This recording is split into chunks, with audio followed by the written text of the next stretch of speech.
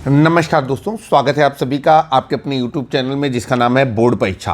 आज का ये वीडियो मैथ कक्षा 12 से रिलेटेड है और जो बुक हम आपके सामने सॉल्व करने जा रहे हैं वो है NCERT पब्लिकेशन। तो समय व्यर्थ न करते हुए हम लोग सीधे चलते हैं एक्सरसाइज 10 पर और आज एक्सरसाइज 10.1 की शुरुआत होती है। तो यहाँ पर हम लोगों ने लिखा है एक्सरसाइज 10.1 और आपको बताना चाहते हैं कि एक्सरसाइज 10.1 जो है वो सदिश बीज गणित अध्याय के नाम से जानी जाती है, जिसे अंग्रेजी में वेक्टर अलजेब्रा कहते हैं। तो चलिए शुरुआत करते हैं वेक्टर अलजेब्रा की। Vector algebra. चलिए पहले सवाल में कह रहा है उत्तर से 30 डिग्री पूर्व में 40 किलोमीटर के विस्थापन का आलेखीय निरूपण कीजिए। क्वेश्चन नंबर 1 आपके सामने आ गया। उत्तर से 30 डिग्री पूर्व में 40 किलोमीटर विस्थापन का आलेखीय निरूपण। तो चलिए भाई इस लाइन को हम यहाँ पर नोट करते हैं और बहुत अच्छी तरीके से आप समझने की कोशिश करिएगा। हम भी अपना पूरा प्रयास करेंगे कि जो NCERT बुक है वो हम आपको बेहतर तरीके से समझा पाएँ। तो लिखा हमने उत्तर से 30 डिग्री पूर्व में 40 किलोमीटर के विस्थापन का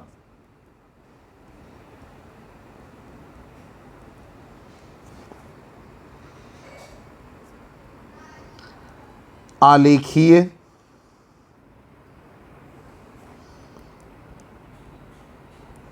निरूपण। चलिए सवाल आपके सामने लिख गया है और आशा हम ये करते हैं कि NCERT की बुक भी आपके पास होगी। सबसे पहले तो मैं आपको बताना चाहता हूँ कि आपको ये चित्र जो है वो पेंसिल और पट्टी की मदद से बनाना है साफ़ सुथरा। तो सबसे पहले हम डायरेक्शन बना लेते हैं और डायरेक्शन क्या हो जाएगा, ये हमने कुछ इस तरीके से बनाया। पटरी से आप बनाएंगे ताकि लाइन गड़बड़ ना होने पाए। हम हाथ से बना रहे हैं, थोड़ा बहुत लाइन हिल डुल सकती है चूँकि मेरी कला ज़्यादा अच्छी नहीं है। अब ये हो गया आपका ईस्ट, जिसको हम कहते हैं पूर्व। इसके बाद ये है आपका वेस्ट, ठीक, जिसको हम कहते हैं पश्चिम। फिर ये है हमारा नॉर्थ, जिसको हम बोलते हैं उत्तर। और ये है हमारा साउथ, जिसको हम कहते हैं दक्षिण। अब चलते हैं, ये हमने डायरेक्शन तैयार कर लिया। यहाँ पर कह रहा है कि उत्तर से 30 डिग्री पूर्व में।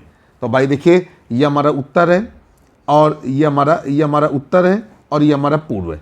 तो उत्तर से 30 डिग्री पूर्व, तो इसका मतलब ये है कि यहाँ पर आप चांदा रख करके इस लाइन को, उत्तर वाली लाइन को 0 डिग्री मानते हुए 30 डिग्री का एक एंगल बनाते हुए लाइन खींचेंगे। ठीक है, इस तरीके से हमने लाइन खींच दी और यहाँ पर हमने मेंशन किया कि 30 डिग्री। ठीक है, और कह रहा है आपसे कि 40 किलोमीटर का विस्थापन आलेख खींचिए।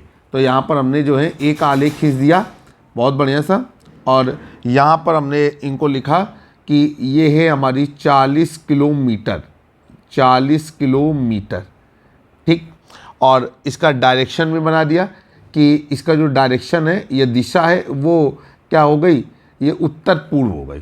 ठीक, और इसको नाम दे दिया हमने A। अब देखिए भाई 40 किलोमीटर जो आपने डायग्राम खींचने की कोशिश की, विस्थापन खींचने की कोशिश की, उसके लिए आपको एक पैमाना भी मानना होगा। तो आप एक कोई छोटा सा पैमाना मान लीजिए। तो हमने मान लिया कि 1 सेंटीमीटर में, ठीक है, हमने ये मान लिया कि 1 सेंटीमीटर में हम 10 किलोमीटर प्रदर्शित कर रहे हैं। तो यहाँ पर हमने लिखा पैमाना, और पैमाने में हमने इनको बताया कि 1 सेंटीमीटर बराबर 10 किलोमीटर। तो इसका मतलब ये कि जैसे ही हमने 1 सेंटीमीटर की लाइन खींची तो वो 10 किलोमीटर को प्रदर्शित कर रही है। तो 40 किलोमीटर के लिए 4 सेंटीमीटर की लाइन हमें खींचनी होगी। आशा करते हैं कि सवाल हम आपको समझा पाने में सफल रहे और आपने इस सवाल को एंजॉय भी किया होगा।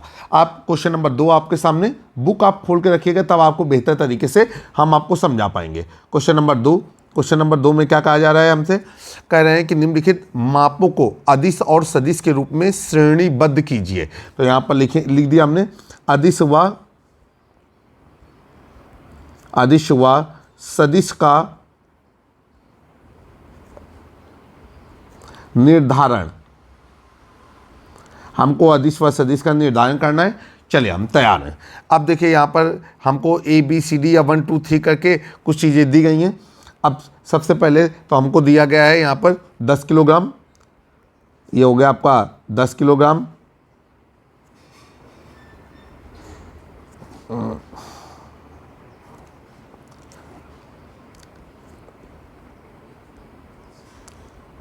इसके बाद 2 नंबर में दिया गया है 2 मीटर उत्तर पश्चिम, 2 मीटर उत्तर पश्चिम।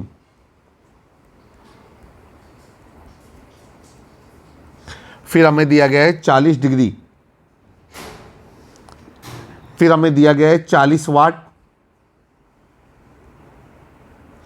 फिर हमें दिया गया है 10 की घात -19 कूलाम,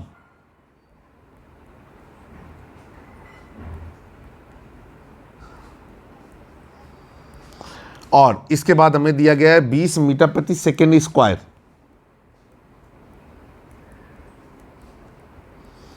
आपको बताना है इनमें से कौन अदिश है और कौन सदिश है। तो यहाँ पर हम नंबरिंग कर लेते हैं। सबसे पहले ये हमारा हो गया 2 नंबर, इसके बाद 3 नंबर, 4 नंबर, 5 नंबर और 6 नंबर। इतनी चीज़ें हमारे सामने आ गई। चलिए भाई हम तैयार हैं। अब आपसे कहा जा रहा है कि 10 किलोग्राम। अब निम्नलिखित मापों को अदिश और सदिश के रूप में श्रेणीबद्ध करना है।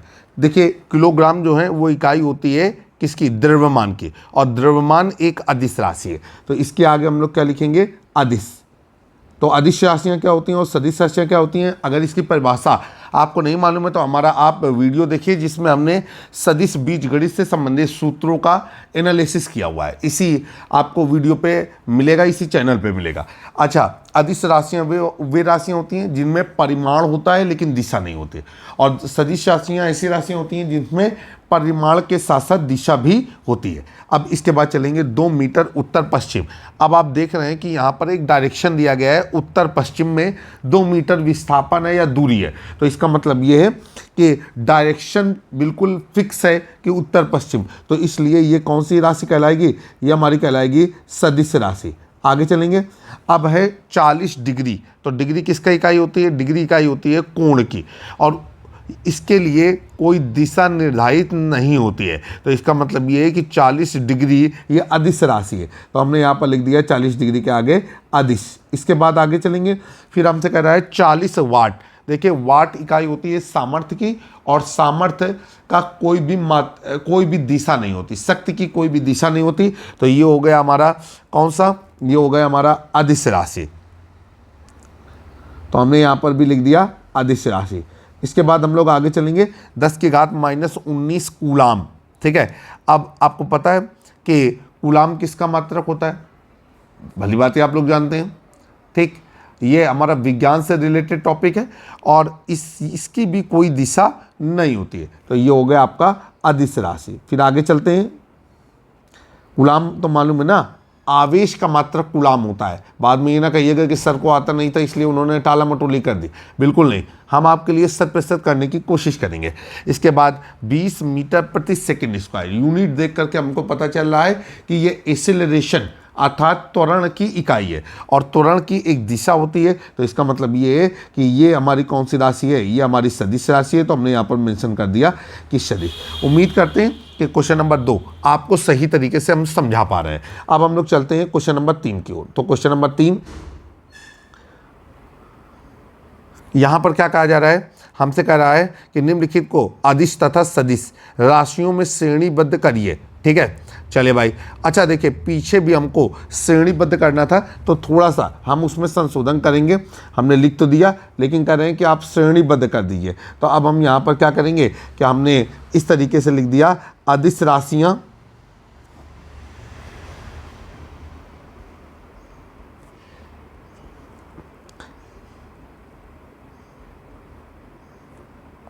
ठीक है, और इसके बाद नीचे हमने लिख दिया सदिश राशियाँ।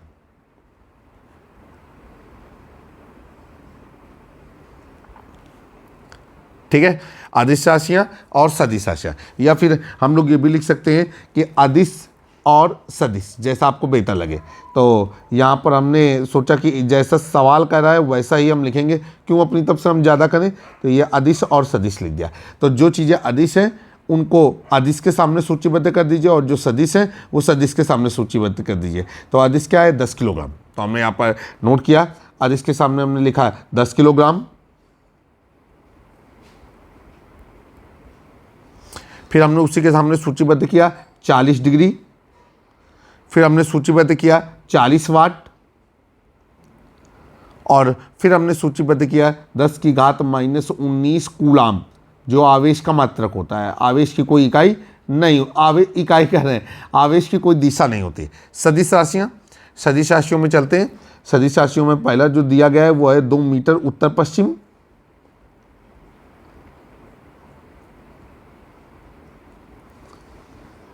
फिर इसके बाद हम सदिश में अगर कर रहे हैं तो ये है 20 मीटर प्रति सेकंड स्क्वायर। ये हमारी सदिश राशियाँ हैं, मतलब जो भी हमको दिया गया है उनमें 2 सदिश हैं और बाकी सारी अदिश है। आइए आगे चलते हैं।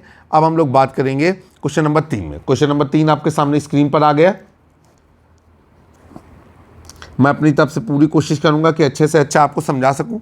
कह रहे हैं निम्नलिखित को अदिश और सदिश के रूप में श्रेणीबद्ध कीजिए। तो यहाँ पर लिखा कि अदिश व सदिश के रूप में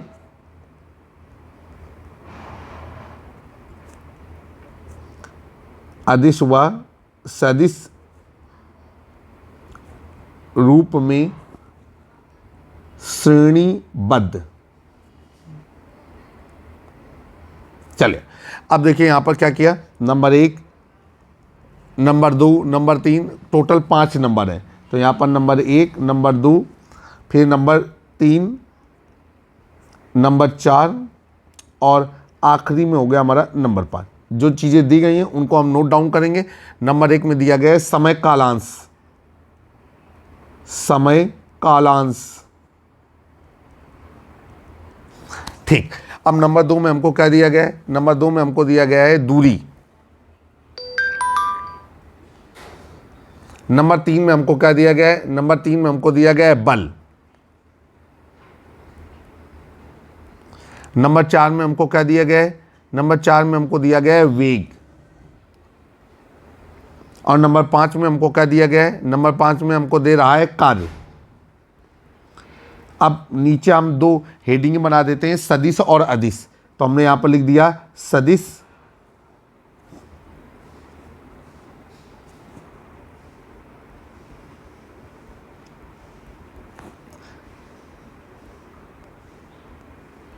और फिर हमने लिखा अदिश।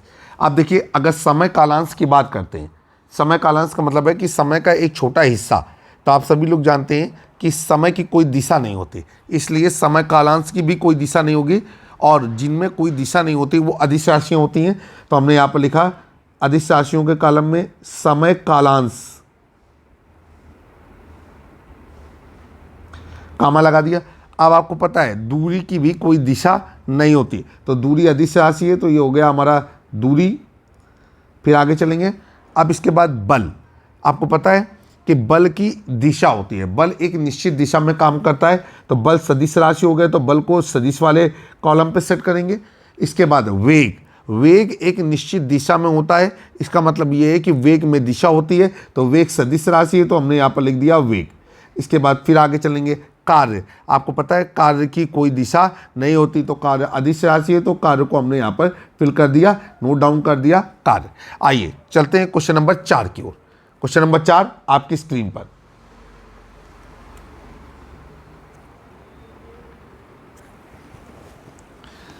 क्वेश्चन नंबर 4 में क्या कह रहा है?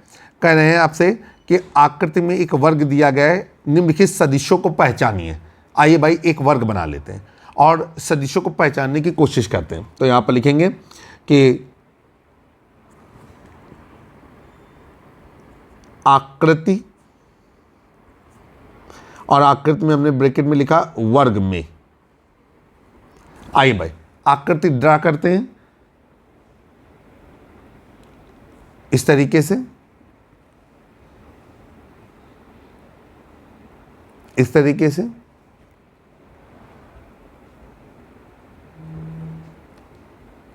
ठीक है। और इसके बाद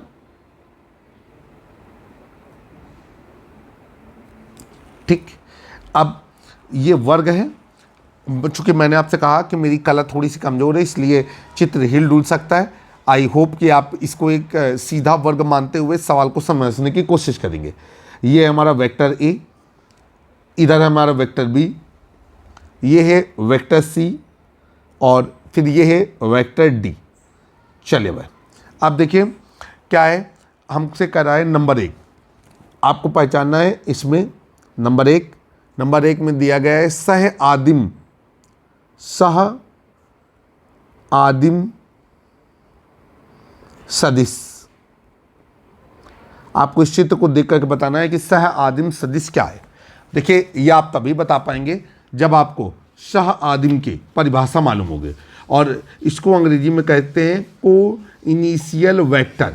अब 2 या 2 से अधिक सदिश जिनका प्रारंभिक बिंदु 1 होता है वो सह आदिम सदिश कहलाते हैं। अब आपको पता होना चाहिए कि प्रारंभिक बिंदु और अंतिम बिंदु क्या होता है। तो एक चित्र के माध्यम से हम आपको बताना चाहते हैं, जैसे ये एक वेक्टर है, ठीक। तो ये जो हमारा ये बना हुआ है, तो प्रारंभिक बिंदु कहाँ से मानेंगे आप वेक्टर का? प्रारंभिक बिंदु आप यहाँ से मानेंगे, ये, ठीक है। और समापन कहाँ पे मानेंगे? समापन आप जहाँ पर टी का निशान लगा होगा वहाँ पर आप मानेंगे, ठीक है। अच्छा, इनको हेड और टेल करके भी क्या करते हैं, डिनोट किया जाता है। तो सह आदिम हमको बताना है, तो आपको बताना चाहते हैं हम कि यहाँ पर कौन कौन से सह आदिम है। तो आप देखिए, जिनका प्रारंभिक बिंदु एक ही होता है वो सह आदिम है। अगर हम यहाँ पर थोड़ा सा सेटअप करने की कोशिश करें तो ये जो पॉइंट है, ये पॉइंट है, यहाँ से वेक्टर ए और वेक्टर डी प्रारंभ हो रहा है। अच्छा, ये पॉइंट देखें तो यहाँ पे वेक्टर ए का हेड है और वेक्टर बी का टेल है। इधर देखेंगे तो वेक्टर बी का हमारा क्या है, हेड है, और वेक्टर सी का टेल है, ठीक। और इधर देखेंगे कि ये क्या है हमारा, ये वेक्टर सी का हेड और वेक्टर डी का हेड। तो इसका मतलब ये है कि पूरे के पूरे फिगर में ये वाला जो पॉइंट हमको मिल रहा है वह सह आदिम को दर्शा रहा है। मतलब वेक्टर ए और वेक्टर डी का प्रारंभिक बिंदु एक ही है, अतः वेक्टर ए और वेक्टर डी सह आदिम है। तो यहाँ पर लिख दिया हमने वेक्टर ए व वेक्टर डी। आशा है कि आपको हमने समझा दिया कि सह आदिम सदिश क्या है। अब 2 नंबर में देखते हैं, 2 नंबर में हमसे क्या पूछना चाहता है। 2 नंबर में इन्होंने हमसे पूछा है कि आप बताइए कि समान सदिश कौन है। तो यहां पर हम लोगों ने लिखा समान सदिश। देखिए भाई, समान सदिश के बारे में हम ये कहना चाहेंगे आपसे कि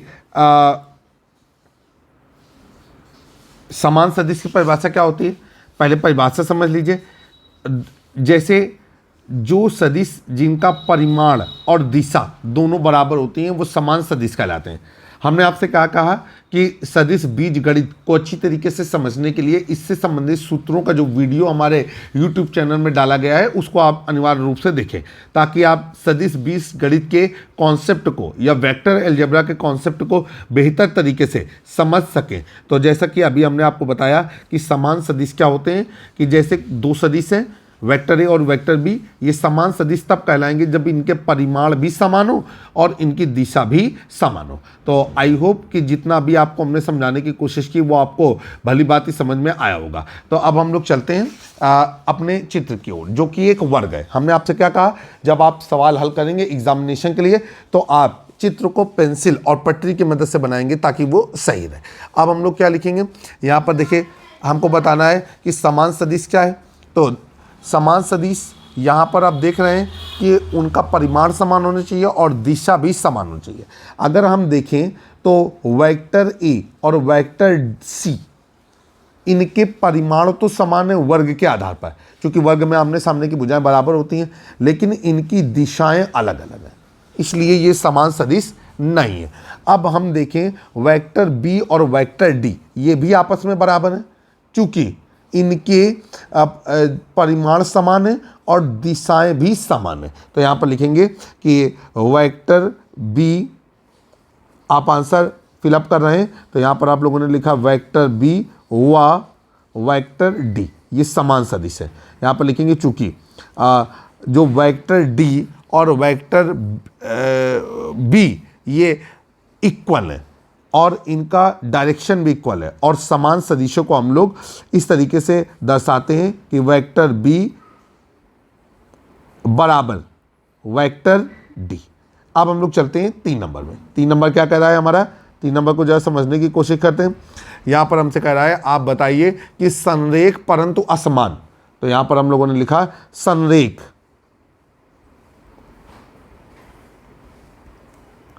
संरेख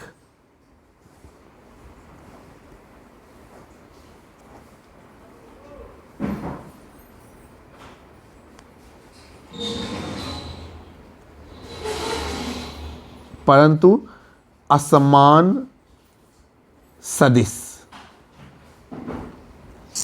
इसको हमको हल करना है। अब इसके लिए हम लोग क्या करेंगे, थोड़ा सा देखते हैं। यहाँ पर आपको बताना चाहते हैं कि संरेख क्या होता है और असमान क्या होता है। देखिए, 2 या 2 से अधिक सदिश यदि एक ही रेखा के समांतर हैं तो वो संरेख कहलाएंगे, ठीक है। और असमान संरेख होने चाहिए परंतु असमान होने चाहिए। अब यहाँ पर क्या है कि अगर हम चित्र का अवलोकन करें तो वेक्टर ए और वेक्टर सी, ठीक है, ये हमारे संरेख हैं और ये हमारे असमान भी हैं, ठीक। रीजन क्या है कि जो वेक्टर ए और वेक्टर सी है ये हमारे कोलिनियर हैं, मतलब एक दूसरे के समांतर है, लेकिन एक दूसरे के बराबर नहीं है। क्यों बराबर नहीं है? बराबर उन्हीं को कहा जाता है, एक दूसरे के बराबर नहीं है, ठीक है। और उसका भी रीज़न आप समझ रहे हैं क्यों? क्योंकि इनकी दिशाएं, परिमाण तो समान है और इनकी दिशाएं क्या हैं, वो हमारी अलग अलग है। एक देखिए, वेक्टर ए और वेक्टर सी की दिशा देखिए, ये अलग अलग है कि नहीं। तो यहाँ पर हम लोग लिखेंगे वेक्टर ए और वेक्टर डी, वेक्टर ए और वेक्टर सी ये हमारे कोलिनियर हैं और ये इक्वल भी नहीं है, इसीलिए ये हमारे संरेख परंतु असमान होंगे। तो यहाँ पर हम लोगों ने इसका उत्तर लिखा वेक्टर ए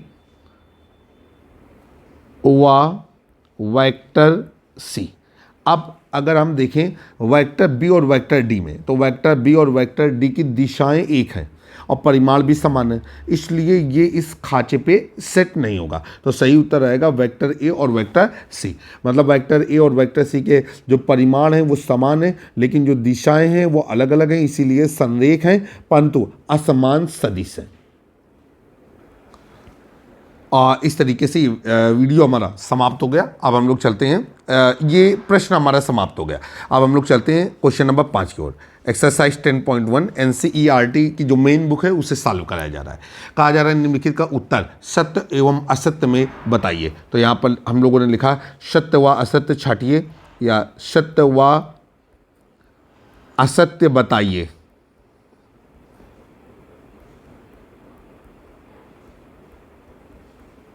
चलिए, अब देखिए भाई, पहला पॉइंट क्या है, पहले पॉइंट को नोट डाउन करेंगे, फिर दूसरा पॉइंट उसको नोट डाउन करेंगे, तीसरा पॉइंट उसको नोट डाउन करेंगे, चौथा पॉइंट, ये 4 पॉइंट दिए गए, इनको नोट डाउन करके इसके बाद इसमें हम सत्य और असत्य की बात करेंगे।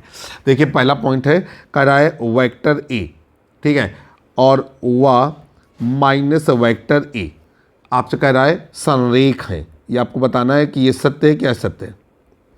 फिर इसके बाद आपको हम यहीं पे बताना चाहते हैं कि जो वेक्टर ए और माइनस वेक्टर ए हैं ये संरेख होते हैं, ठीक है। अब ये संरेख तो हैं, लेकिन हम आपसे ये कहना चाहेंगे कि जो माइनस वेक्टर ए है इसको हम लोग लिख सकते हैं लेम्डा वेक्टर ए के नाम से भी लिख सकते हैं, ठीक। ये संरेख है, ये बात पूरी तरीके से सही है। ये माइनस बता रहा है कि दोनों के परिमाण तो समान है, लेकिन उनकी जो दिशाएं हैं वो अलग अलग हैं। तो संरेख वाले स्थिति में ये पूरी तरीके से सही पाए जाते हैं। तो हम यहाँ पर लिखेंगे सत्य। तो यहाँ पर हम लोगों ने लिख दिया सत्य है। फिर आगे चलते हैं, सेकेंड नंबर हम लोग नोट करेंगे। सेकेंड नंबर में क्या है, 2 संरेख सदिशों का परिमाण सदैव समान होता है। 2 संरेख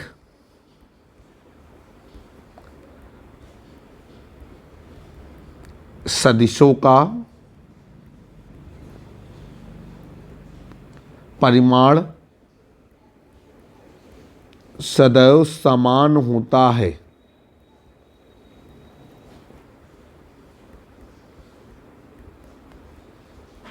आपको बताना है ये कथन सत्य है या असत्य है। तो भाई देखिए, मैं आपको बताना चाहता हूं कि जो संरेख सदिश होते हैं उनका परिमाण समान नहीं होता। ठीक, क्यों नहीं समान होता? क्योंकि आपको पता है कि डायरेक्शन अलग अलग होने की वजह से उसमें माइनस का चिन्ह भी लगा रहता है। तो इसका मतलब ये है कि ये कह रहे हैं समान होता है, और हम पहले ही समझ गए कि जैसे वेक्टर ए और माइनस वेक्टर ए ये संरेख है, माइनस की वजह से उसका परिमाण भी अलग हो जाएगा। तो ये हो जाएगा आपका, ये कथन क्या है हमारा? असत्य है। तो यहाँ पर हम लोगों ने लिख दिया असत्य। आशा है कि आप समझ पा रहे होंगे, और जैसे जैसे आप आगे जाते जाएंगे, एक्सरसाइजों को हल करते जाएंगे, आपके कॉन्सेप्ट ज़्यादा क्लियर होते जाएंगे। अब है समान परिमाण वाले दो सदिश संरेख होते हैं। तो यहाँ पर हम लोगों ने लिखा समान परिमाण वाले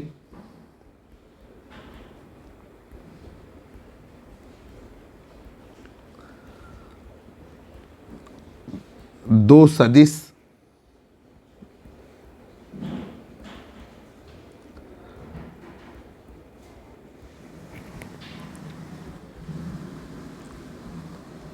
संरेख होते हैं। अब आपको बताना है ये सत्य है कि असत्य है। तो भाई ये पूरी तरीके से असत्य है। परिमाण को देख करके हम कैसे बता सकते हैं कि ये सदिश संरेख हैं कि नहीं? भाई न जाने कितने ऐसे सदिश हो सकते हैं जो हमारे परिमाण जिनके समान हो, लेकिन उनका डायरेक्शन का क्या मसला बन रहा है, उनकी वैल्यू का क्या क्या क्या मसला बन रहा है। तो ये हमारा है असत्य। तो यहाँ पर हम लोगों ने लिख दिया असत्य। ऐसा बिल्कुल भी नहीं है कि परिमाण समान है तो हम ये कह दें कि ये सदिश संरेख होंगे। ठीक है। अब चौथा नंबर और अंतिम नंबर इस एक्सरसाइज का, ये कह रहा है आपसे कि समान परिमाण वाले दो सदिश समान होते हैं। समान परिमाण वाले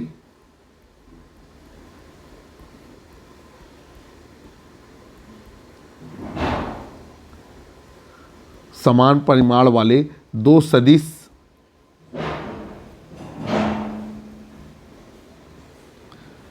समान होते हैं।